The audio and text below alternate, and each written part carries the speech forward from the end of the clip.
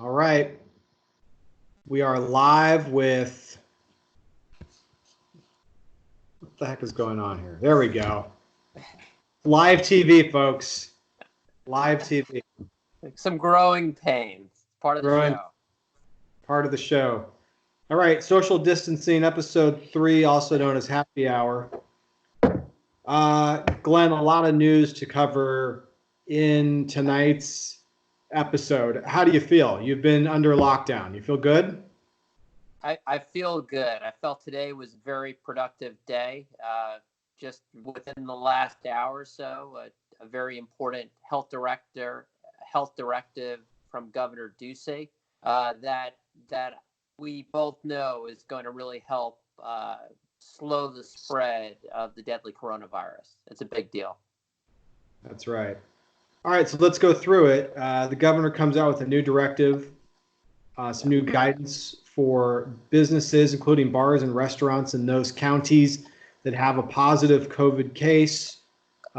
Little bit of everything in this. Glenn, what's your take? Well, it's thoughtfully done, and I want to commend. We've had a number of mayors around the state, Mayor Gallego in Phoenix, Mayor Romero in Tucson, that put directives in place in the last few days that restrict traffic in our bars and restaurants. It's very painful. We have 250,000 or so people who work in bars and restaurants. So this is going to have a big employment effect. Now, for the different directives that have been popping up around the state, there is the provision for the allowance of takeout, which is very important. So from what I see from the governor's directive, it really looked at what was going on around the state, and it puts forth a set of guidelines that'll be useful to help protect all Arizonans. Now, Glenn, it's not just takeout. It's the mother of all takeout policies, now allowing delivery of alcohol with food. All right. So, well, I love it. I mean, it's beer and burgers tonight for this guy, particularly as I'm in isolation. So I love that the governor, he took a lot of information in. This is a big deal, and he tailored it to meet the needs of the different communities, and then put a twist on it with the allowance of the delivery of alcohol that will really allow for a more traditional dining experience for a lot of us who go out. We enjoy a drink or two. Excellent. Yeah, it was really good to see. Glenn, we might have a mystery guest on tonight's show. So mystery guest, if you're there, take yourself off mute and we'll introduce you. So wow. Glenn, I know you love a good mystery guest. I love it. I love the curveballs. We'll see. I'm trying to get this person on here, but okay, well, we'll see. You know, and what I like today also, the Senate passed a budget. That may be something we talk to with the mystery guest. I don't know, because it's a mystery to me. But I loved how it passed with broad bipartisan support. It's so important at a time like this for us to unite.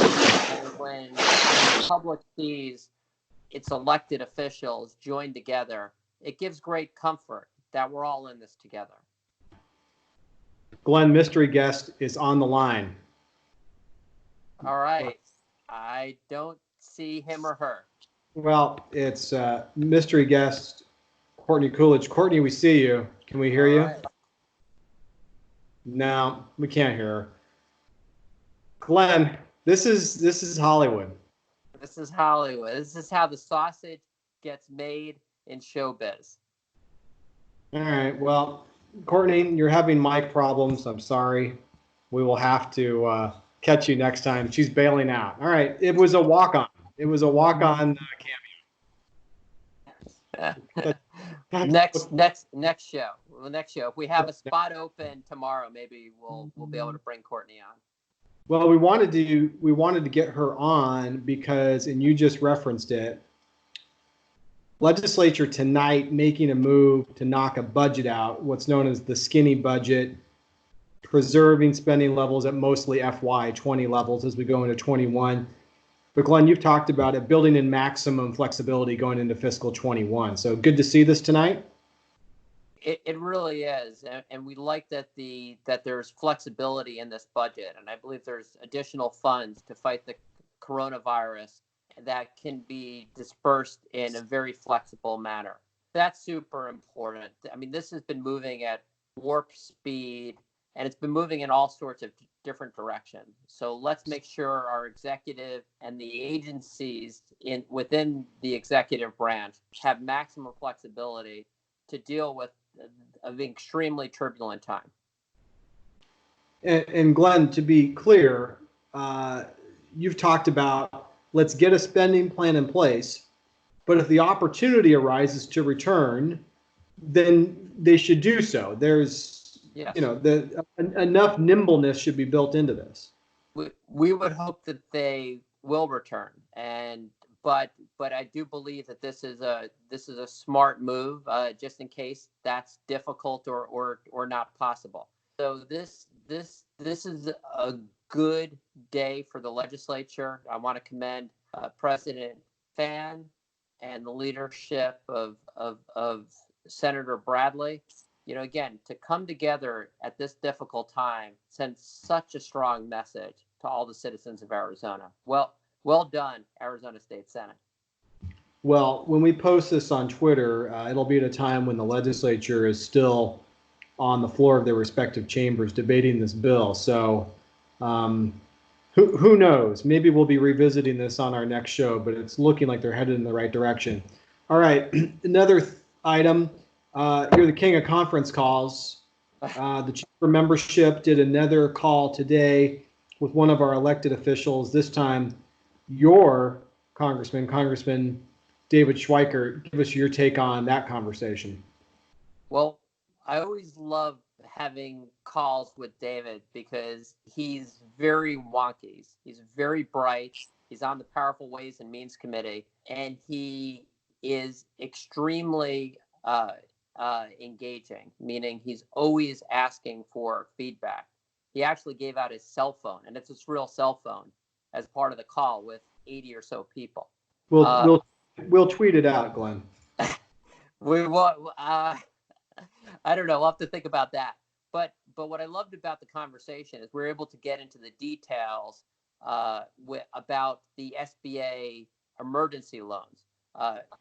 Kudos to Governor Ducey for signing the declaration yesterday. Kudos to the SBA for getting this operational today. There's tremendous interest in this right now. We know that thousands, unfortunately, of Arizona small businesses are in a very, very difficult situation through no fault of their own. And these emergency SBA loans, which we're going to be sharing more and more information about on our Chamber Business News website, are going to be one of the tools that are going to be vital to keep many small businesses in Arizona alive during this difficult period. Got it. Yeah. Very good call. Always good to hear from the delegation. It was a good conversation. We covered a lot of ground in 30 minutes. And you also made it clear that when we really want the machinery of government to work, there's things that we can do and do to remove a lot of the regulatory barriers. And hopefully there'll be some things and actions that we take that will last even after we're done with this coronavirus. Let's think about it. I mean, if these programs are more efficient and more effective, we have to think about why did they, in the first place, necessarily have all of these rules and regulations. So there may be some positive things in terms of the more efficient service and distribution of federal programs on a more permanent basis that could come out of this situation. Yeah, it's a good thought, and there is a string of regulatory reform that has been moving through some of these bills on the Hill. It's good that lawmakers are thinking hard about this issue. And even some, I believe, have some tort reform type provisions, so it doesn't get tangled in legal mess. So, the Congress, and I want to, the last few days before that, we had great conference calls starting with Senator McSally and then with Senator Sinema. And and our congressional delegation is really working the problem, and they're working it hard. And they've already passed two major pieces of legislation. The first directed on the health side, the second directed at the workers who need to take time off or are displaced, as well as getting more testing kits out. And we're going to see a lot more testing in Arizona starting next week. But the next one, Garrick, is going to be a huge one. It could be a $1 to $1.6 trillion stimulus package that's going to be absolutely essential to do well to make sure that our economy doesn't stall into a deep recession or something even worse. Right. I want to get your quick thoughts here as we're running long tonight. We're running long. And I want the beers and I want the burgers. So we'll wrap it up. Glenn, we took care of a little board business today. Our executive committee met virtually. We can't get into the ins and outs of the meeting necessarily, but can you just give your viewers a sense of the tenor of that conversation? I'm so proud of our board and our executive committee. We're all thinking about this the same way. We want to protect the health of Arizonans. We want to make sure that our hospitals are going to be able to deal with the increased caseload that we know is coming. We want to make sure that we can keep the economy going and provide relief to the businesses and workers who, through no fault of their own, are going to lose a lot of income and a lot of revenue. And there's going to be a lot that Congress is going to need to do. And we need to make sure that we take a scalpel in certain areas, meaning we'll talk about this in a future episode, but we need to make sure we're not unnecessarily shutting down or harming industries that could operate with safety, and that we need to keep this economy going. Construction and manufacturing come to mind. And then we need to make sure we've got a good plan going forward, because we're going to need a plan going forward, because we know we're going to go into a very difficult economic time in the state and in the country. Interesting conversation today that there might be certain restrictions that certain cities adopt, but we have to make sure, let's say your telecom workers need to be able to get on site to make repairs and maybe juice the broadband a little bit, right? Absolutely, and we're going to be thoughtfully dealing with this. And I'll just say, we've got the right people in Washington working this very, very hard, and they're working in a bipartisan fashion.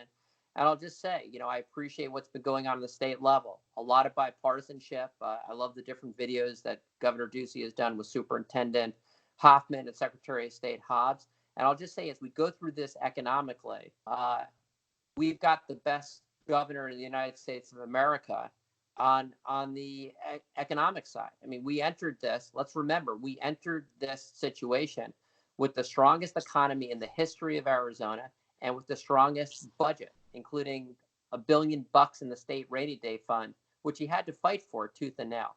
So all the days are tough, and they're difficult when you hear about loved ones who test positive, but we're making progress as a state, and we should feel good that we're all rolling up our sleeves to tackle possibly a once in 100-year problem. Glenn, before we wrap, we'll lighten the mood a little bit. One of your viewers would like to know if you have any recommendations, TV shows to stream while people are stuck at home. I love Arrested Development, and okay. I actually haven't seen some of the most recent episodes. I also loved it's the cousin of great governor of Sonora, Gaston Pavlovich. He's one of the producers of The Irishman. I love that movie. So those would be my picks. How about you? A new season of Narcos Mexico has dropped on Netflix. It's worth watching the Colombian version and the Mexican version. I highly recommend it. Send us a tweet, email us, tell us why we're wrong, give us your own recommendations. All right, Glenn, we will break there. And thanks for joining us. We'll catch you on the next episode. Glenn, we have dozens of viewers now, so they demand stuff. Wayne's World, watch out. That's true. All right, Glenn, we'll catch you on the next episode. Thanks a lot, Garrick.